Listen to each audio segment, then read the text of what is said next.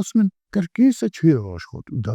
հետո վազը, թողա ինձ մոտ։ Հազարավոր նկարներն ու հոլովակներն են պատմում, գիշեր-ցերեկ չճանաչող մարզումներ, բազմաթիվ ներկայացումներ մայրաքաղաքում, մարզերում, Արցախում։ Տաշի ընկերությունների խմբի կողմից Երևանի կրկեսը ձեռք բերելուց հետո, այսինքն 2011-ից սկսած կրկեսային գործունեությունը շենքի շինարարության պատճառով չի դադարել։ Ընկերության իրավաբանը փաստեր ունի, 14 տարի տարածքներ վարձակալելու, մարզումները շարունակելու համար ծախսվել է 18 միլիոն 650 հազար դրամ։ Մարզումներն անցկացվել են տարբեր տարածքներում։ Ալոյանի ձեռքի տակ վարձակալության պայմանագրերն են։ Սա օրինակ վետերանների միավորում ՀԿ-ի հետ պայմանագիրն է, որով Երևանյան կրկես ՍՊ-ն վարձակալել է իրենց դահլիճը 2021 թվականից։ Նմանատիպ պայմանագրեր կնքվել են նաև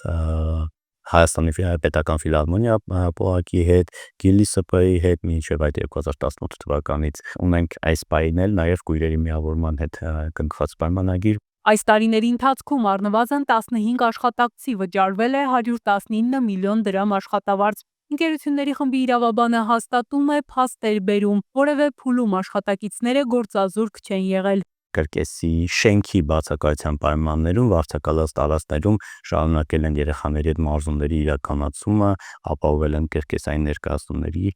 բեմադրումը եւ ներկայացումը։ Մի քանի տասնամյակ Երևանի կրկեսի գեղարվեստական ղեկավար, ապա տնօրեն աշխատած Սոս Պետրոսյանը պատմում է, ինչ ճանապարհ անցան վերջին 14 տարում, ինչև վերջնական ոտքի կկանգներ Երևանի կրկեսի շենքը։ Չկա մի գյուղ, չկա մի տարածք, չկա մի զորամաս, որտեղ մեր ստուդիայի սաները ելույթներ չունենան։ Մեզ էին միանում նաև պրոֆեսիոնալ դերասանները։ Դարձել էինք նաև ամիսը 1-2 անգամ Պարոնյանի երաժշտական կոմեդիայի թատրոնի շենքը եւ այդտեղ տալիս էիք ներկայացումի։ Դուք չեք պատկերացնում, թե ինչ մեծ ոգևորությամբ մարդիկ մասնակցում էին։ Բազմաթիվ հնարքներից մինչև բեմուն դերասանական խաղ, հազարավոր երեխաներ ու պատանիներ այս տարիների ընթացքում անվճար ուսանել են Երևանի կրկեսի համար վարձակալած տարածքներում, շարունակել ճանապարհը մեծ բեմերում։ Եթե մեկին ասեք, Հայաստանում կա մի տեղ,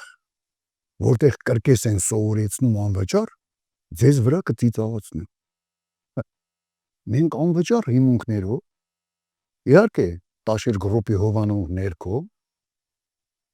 միշտ մեր ուսումնական պրոցեսը անվճար է եղել։